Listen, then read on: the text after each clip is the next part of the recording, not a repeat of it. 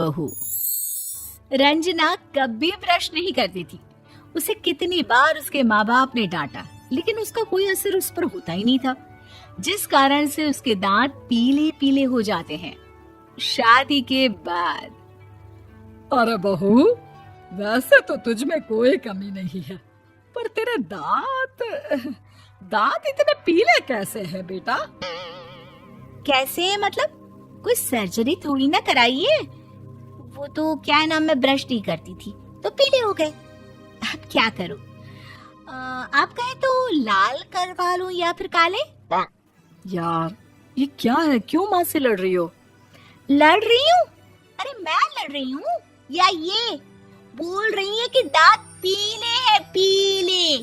अरे तपस्या थोड़ी ना की है इन्हें पीले करने के लिए। बकायदा ब्रश नहीं किया है 20 साल तक, तब जाकर। छी, कैसी बात कर रही हो? ये उस वक्त तो पीले नहीं थे जब हम लोग तुम्हें देखने आए थे। अरे तब साफ करवा लिया होगा डेंटिस्ट के पास जाकर। अब देखो कैसे पीले पीले लग रहे हैं। रंजना सास की तरफ गुस्से से देखती है। फिर शुरू हो गई पीले पीले पीले।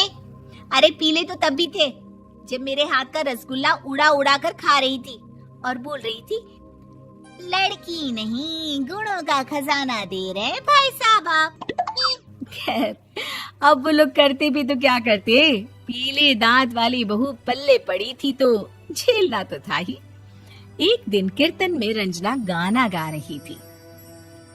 अरे कमला बहन, माँ का द्वार है, यहाँ तो सब शुद्ध होकर आते हैं, फिर अपनी बहू को ब्रश भी नहीं करवाती तुम।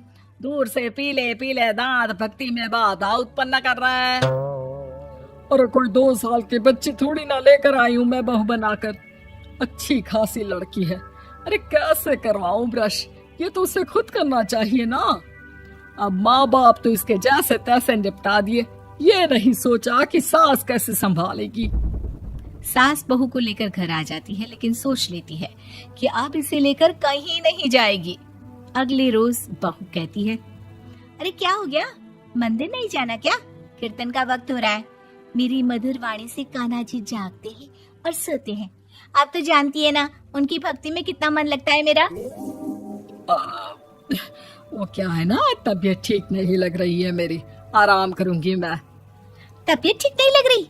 अभी तो मिथुन के गाने पर नाच रही थी आप, और अब बोल रही है कि तबीयत ठीक नहीं लग रही। अरे भक्ति में मन लगा लो सासू माँ, ऊपर जाना है, क्या मुंह दिखाओगी आप? हाँ? सास को बहू की बात पर गुस्सा आ जाता है। मैं क्या मुंह दिखाऊंगी, इसकी चिंता तो ना कर, समझी?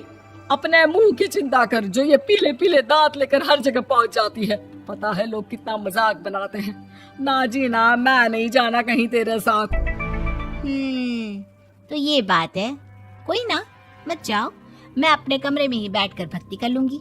ऊपर वाला दांत थोड़ी ना देखता है, मन देखता है, भावना देखता है। और अरे बस बस, तू सब कुछ दिखा, बस ये सफेद चमकदार दांत ना दिखाना किसी को, है? जा यहाँ से। बहू को सास की बात का कोई फर्क नहीं पड़ता, वो तो जैसी थी वैसी ही रह जाती है।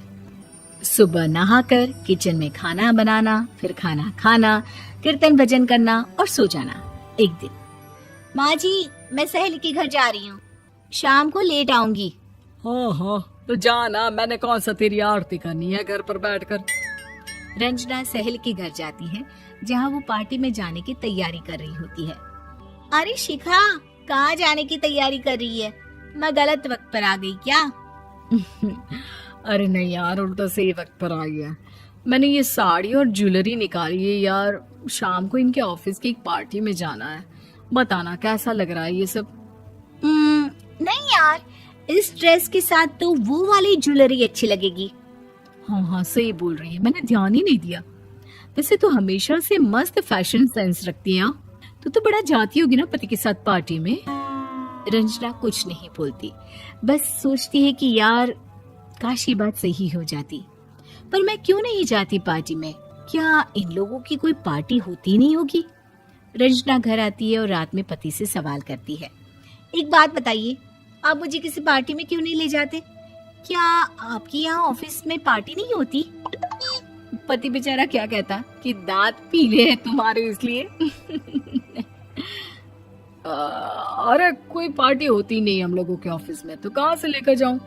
और मार्केट, मॉल, कहीं वीकेंड घूमना, कहीं तो। अरे यार, सारे हफ्ते में एक छुट्टी मिलती है, तो सोचता हूँ कि आराम ही कर लूं। क्यों? रंजना मन मार के रह जाती है। पहले कभी सास के साथ मंदिर जाया करती थी, लेकिन वो भी सास ने ले जाना बंद कर दिया। घर बैठी बैठी रंजना बोर हो जाती है। तभी उसे आइडिया आता है और वो मायके जाने का सोचती है। सासू माँ, 2 दिनों के लिए मम्मी के घर जा रही हूँ। अच्छा अच्छा, ठीक है, आराम से जा। और हाँ, माँ से कुछ अच्छी आदत सीख कर आना कि कैसे शरीर के हर भाग की तरह दांतों की सफाई भी जरूरी होती है, समझी? शुरू हो गई ना आप। वो लोग आपकी तरह नहीं है कि छोटी छोटी बात का बतंगड़ बना दे। उन लोगों के लिए मैं मायने रखती हूँ, ना कि मेरे पीले पीले दांत।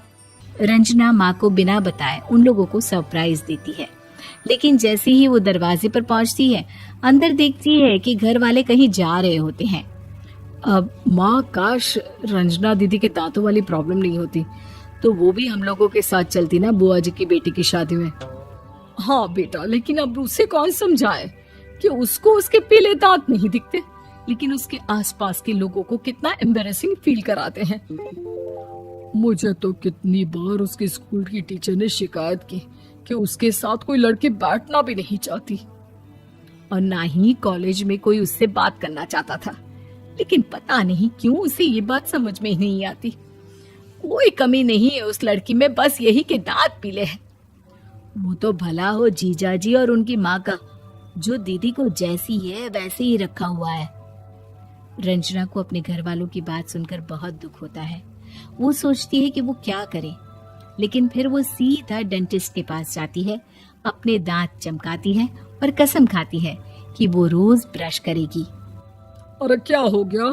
तुम तो 2 दिनों के लिए गई थी ना। पर कोई ना, अच्छा है, चलो आ गई तो। रंजना सास के सामने आकर खड़ी हो जाती है और पूरी स्माइल करती है, उसके चमकदार दांतों को दिखाती हुई। हैं? चले मंदिर। माँ, मुझे माफ कर दीजिए, मैंने आप लोगों को बहुत एम्बैरेसिंग फील करवाया।